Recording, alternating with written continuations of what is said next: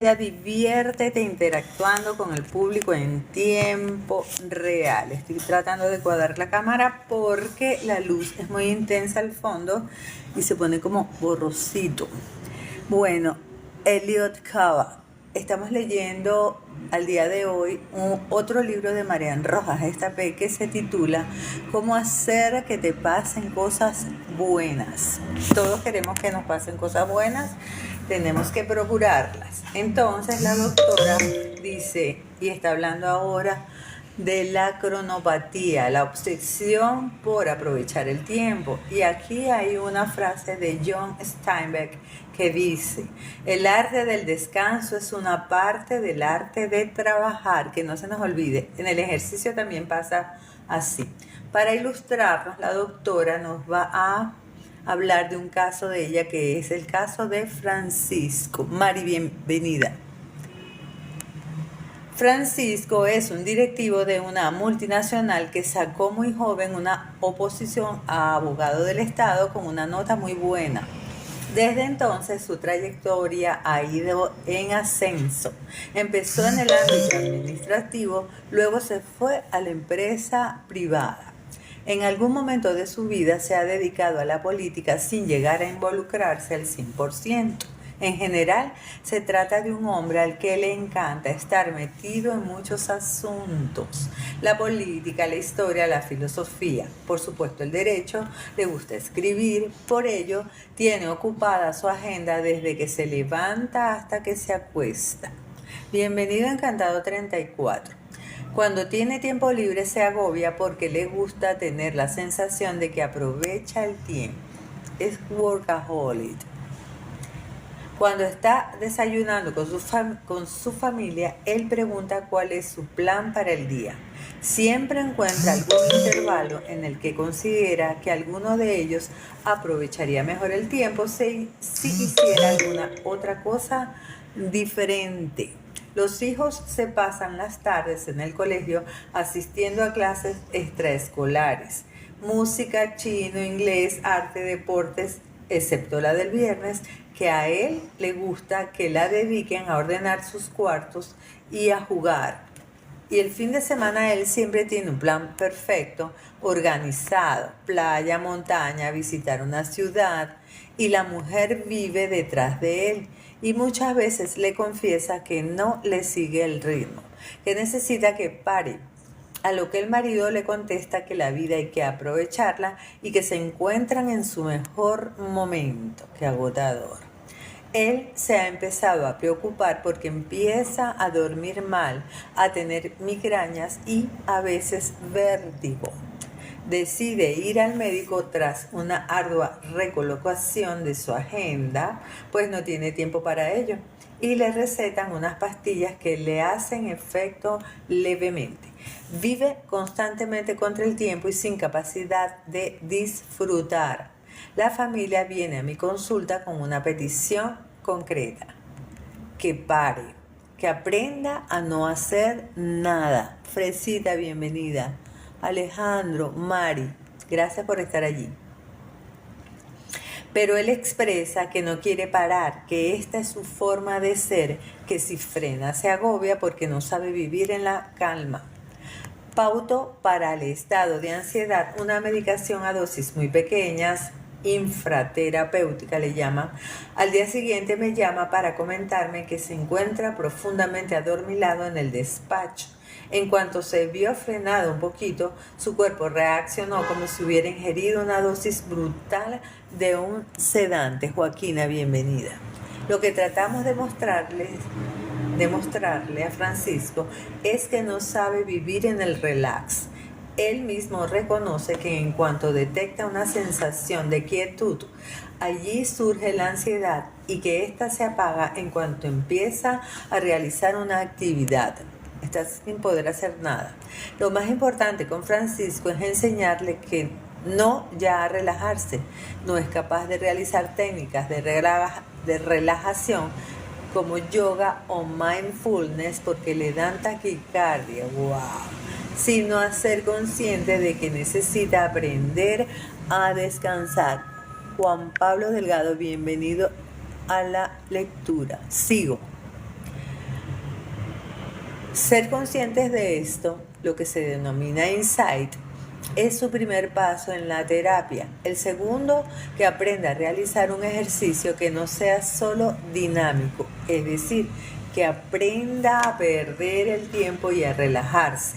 Esto lo consigue con mucha dificultad debido a la fuerte resistencia que hay en su interior. Él siempre ha sido así, ha sido educado con muchísima exigencia en el aprovechamiento del tiempo y se los está inculcando a los hijos. Por tanto, el pronóstico es incierto.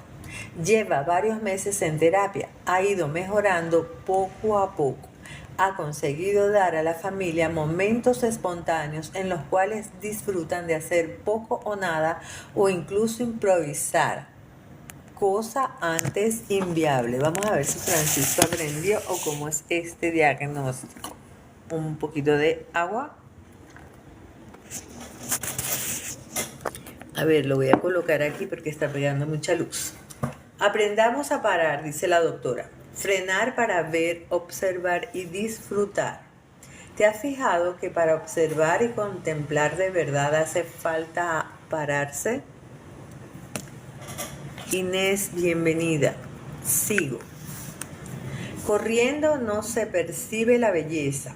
Deleitarse con un paisaje bonito, con una puesta de sol, con una lectura cautivadora, parar y disfrutar de un pueblo escondido cerca de la carretera, escuchar una canción que nos evoca emociones sin sentimientos de culpa o de pérdida de tiempo. Ganamos en salud, en disfrute, en felicidad y en calidad de vida, aunque no se perciba al inicio. Morenito, bienvenido, y Anthony Márquez, bienvenido a la lectura. Sigo. Ya lo explicaba Jacques Leclerc en su discurso de entrada en la Academia Libre de Bélgica en el año 1936. El gran filósofo René Descartes tuvo sus sueños y visiones tras varios meses descansando. Newton descubrió uno de los grandes principios de la física sentado bajo un árbol. Platón construyó el pilar de la filosofía en los jardines de Academos.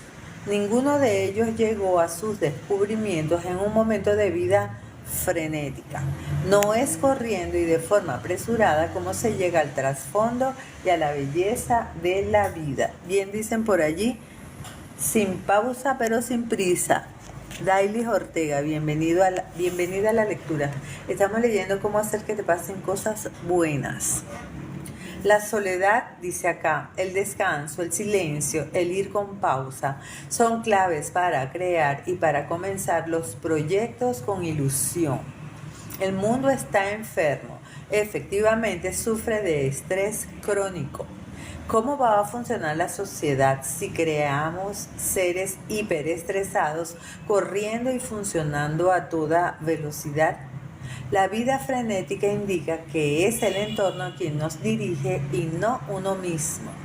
Escuchar la voz interior es uno de los primeros pasos para conocerse y superarse.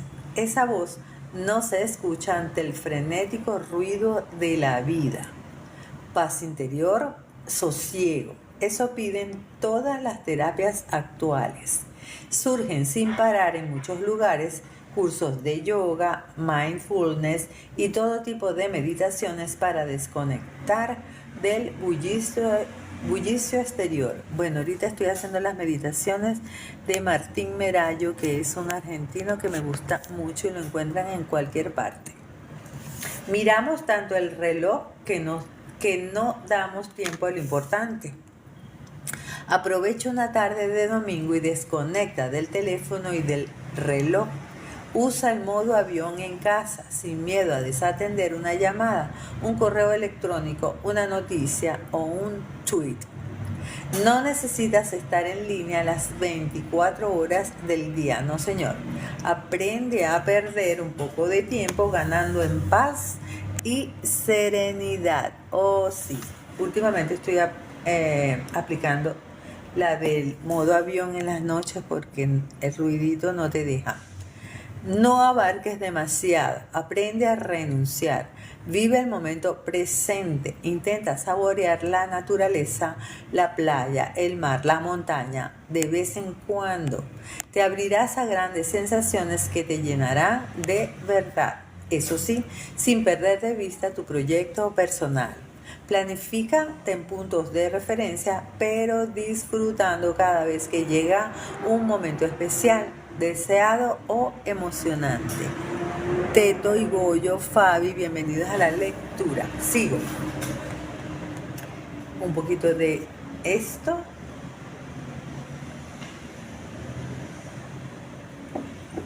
La era digital. Ok, nos van a tocar la tecla acá.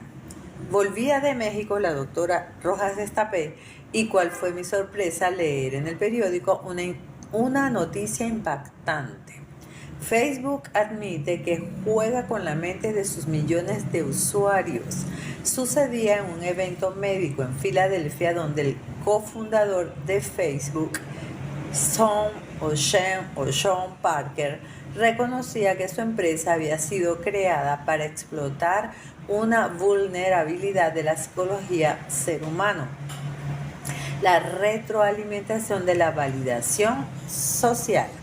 La idea que plantearon cuando iniciaron la andadura con la red social era conseguir que los usuarios pasasen muchas horas en la red. Ahí surgió la idea de crear el botón like en su aplicación. ¿Qué sucede en el cerebro cada vez que vemos un like? Ariana Valentina, bienvenida. Team Bichoman, hoy. Entremos a entender este proceso mental y digital. Los que nos dedicamos al mundo de las emociones y del comportamiento sabemos que el universo de la pantalla, internet, redes sociales, videos y aplicaciones varias está afectando profundamente la manera en la que nos relacionamos, la manera en la que procesamos la información, memoria, concentración, multitarea, educación, motivación y, por lo tanto, a la larga, felicidad. Actualmente existen empresas y programadores enfocados en conseguir que los individuos dediquen el mayor número de horas a su dispositivo. Este enfoque es consciente, es decir, los fabricantes de estos aparatos saben y conocen exactamente cómo funciona la mente ante la pantalla y la tecnología, y fabrican los aparatos para generar un efecto adictivo. Uy, esto es otro mundo. Carlos Cárdenas, bienvenido. Efectivamente, los gadgets y las múltiples aplicaciones recientes están diseñadas para ser adictivas. Esto es algo crucial e importante de entender, tanto en el ámbito personal como para padres y educadores. Expliquemos en qué consiste. La doctora Marian Rojas nos va a explicar. Toda adicción tiene una base molecular y fisiológica conocida desde hace muchos años. Las drogas como alcohol, cocaína, pastillas, marihuana, las apuestas, el juego, la pornografía, están reguladas por la misma hormona, la dopamina. Bienvenido, Fabi. La dopamina es la hormona encargada del placer. Actúa en el instante en el que se interactúa con el objeto de placer, ya sea sexo, alcohol, drogas o redes sociales. Y en los instantes previos muchas veces se anticipa el placer y es un activador de la motivación. En ocasiones genera un vacío posterior, provocando una necesidad de volver a consumir ese producto al poco tiempo. Una persona adicta a la cocaína, al sexo o a las redes tiene una afectación profunda en su capacidad de atención, tiene alterada su voluntad, regulada por el autocontrol, y a la larga llega a percibir sentimientos de tristeza y de vacío profundos. ¿Qué reconoció el cofundador de Facebook en el evento de Filadelfia? Sus palabras fueron: oído al tambor. Cuando la gente recibe un like, recibe ese pequeño golpe de dopamina que les motiva a subir más contenido. Dulcinea Neos. ¿Qué sucede? Las compañías hoy en día no solo buscan el marketing tradicional y conservador, sino que intentan aunar psicología, neurofisiología y neurociencia. Captando tu mente, tu atención, genera más contenidos, más datos y más capacidad de dominar lo que compras, lo que ves, lo que decides y lo que haces. Ahí reside la base de las drogas. En el cerebro se activan mecanismos para pedirnos un consumo seguido y prolongado de esas sustancias. La mayor parte de estos productos o bien están prohibidos o bien están regulados. No nos estamos dando cuenta de que los niños, desde edades tempranas están siendo expuestos a todo ese mundo digital, sin restricción y con grandes posibilidades de alterar profundamente sus mentes, su procesamiento de la información y su capacidad de gestionar las frustraciones y las emociones. Ok, esto está interesante. Todo ser humano desde la infancia, adolescencia, busca vías de escape para manejar sus altibajos, sus frustraciones y vacíos. Un alto porcentaje de la población acude a las redes, WhatsApp, Instagram, Facebook, Twitter, Tinder, etc., buscando ese pico de dopamina que se activa al contacto con ello. Estamos en la era del exceso de información y de la superabundancia de estimulación. Esa hiperestimulación está profundamente ligada a un consumo desmedido tanto de información como de bienes materiales e incluso ficticios. Bienvenido, José Inocente. Todo se logra fácilmente a base de un clic.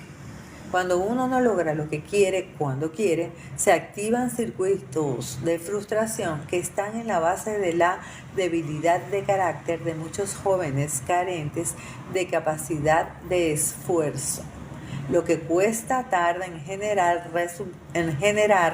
resultados gratificantes. Oh, sí. De ahí que surjan numerosos problemas en la educación y algunos trastornos psicológicos. Me sorprende y preocupa enormemente la cantidad de jóvenes que veo en consulta con una apatía desmedida, si todo les aburre, desilusionados en los que no hay forma de activar su atención y motivación. No olvidemos que las dos únicas cosas que realmente llenan al ser humano por completo son el amor de pareja y amigos y la satisfacción profesional. Esos dos pilares de la vida se logran a base de esfuerzo, constancia y paciencia, que no es lo que nos sucede viendo redes. Los avances cambian a una velocidad impresionante e impiden que la sociedad frene, pare y reflexione sobre el impacto que está teniendo todo ello en su mente, en su cuerpo y en su vida. Cuando ya estamos imbuidos por completo y alterados moderadamente, es cuando intentamos sacar la cabeza y observar con cierta perspectiva. Kevin Velarde, bienvenido. Sigo. En esos momentos, ahora están surgiendo voces desde múltiples ámbitos. Nos preguntamos, ¿es demasiado tarde? ¿Hemos creado el monstruo y ahora no sabemos frenarlo? Los programadores de Silicon Valley llevan a sus hijos a colegios donde no existen apenas ordenadores. ¿Qué nos estamos perdiendo? Y los países europeos que empezaron a implementar la computadora y eliminaron los libros de lectura físicos ya están volviendo a ellos. Sigo. La tecnología ha aportado grandes beneficios. Como todo, hay que aprender de nuevo a usarla. Cada uno de nosotros tiene que decidir de qué manera desea controlar su atención. Empezar por ver a qué dedica su tiempo y posteriormente realizar un examen real de hasta qué punto estamos conectados e enganchados. Internet y sus derivados poseen ventajas poderosísimas para hacer la vida más sencilla en múltiples aspectos. Jessica Naushua y Domenicano. Bienvenido a la lectura. Sigo. Internet y sus derivados poseen ventajas poderosísimas para hacer la vida más sencilla en múltiples aspectos, pero su mal uso deriva en conductas perjudiciales para la mente y para el comportamiento. Crecer entre tecnología no nos hace más inteligentes. Es cierto que ha facilitado un sinfín de actividades, pero sobre todo hemos desarrollado una característica en la mente con gran habilidad: la multitarea. La neurociencia lo denomina alternancia continuada de la atención. Esto significa que el cerebro dedica unos minutos o segundos a realizar una tarea, luego a otra y después a otra. El cerebro no puede efectuar dos acciones al mismo tiempo si involucran la misma área cerebral. Estoy aprendiendo algo nuevo. Natalie y Jesús Aguarín.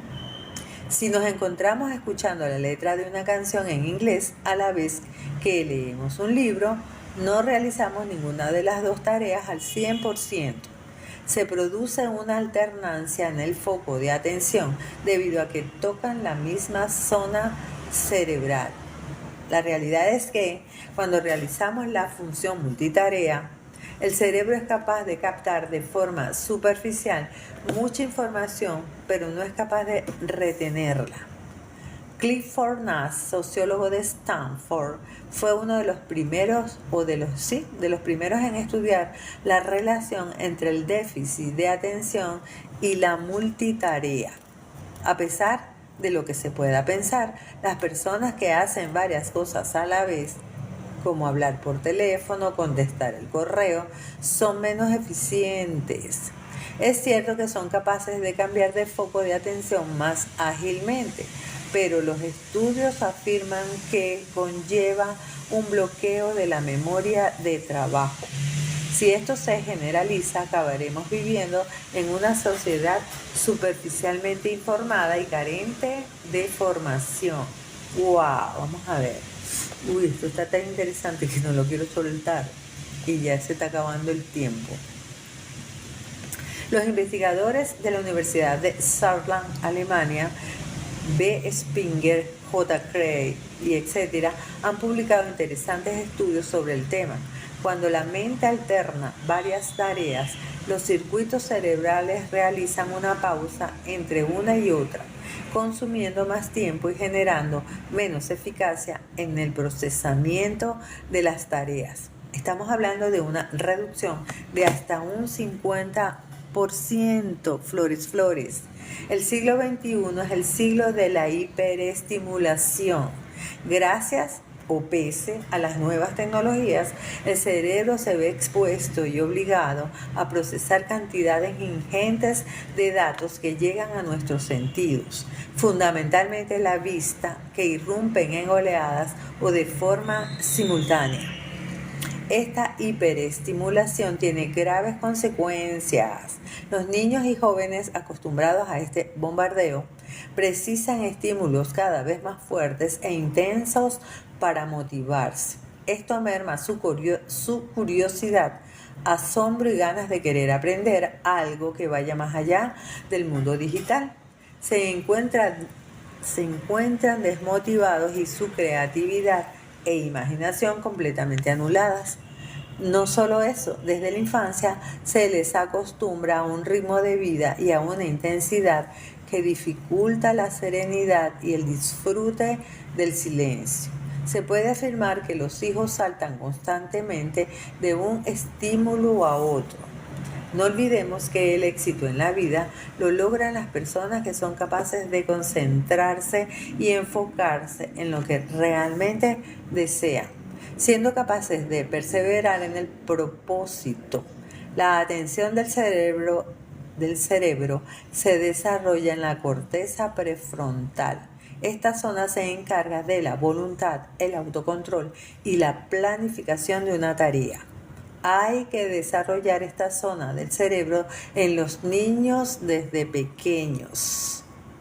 Es una de las más importantes de la mente. Veamos entonces cómo se desarrolla la corteza prefrontal desde el nacimiento. A ver, yo no voy a seguir porque no voy a parar. Sí, queda un poquito nada más. Desde el nacimiento. Sigo.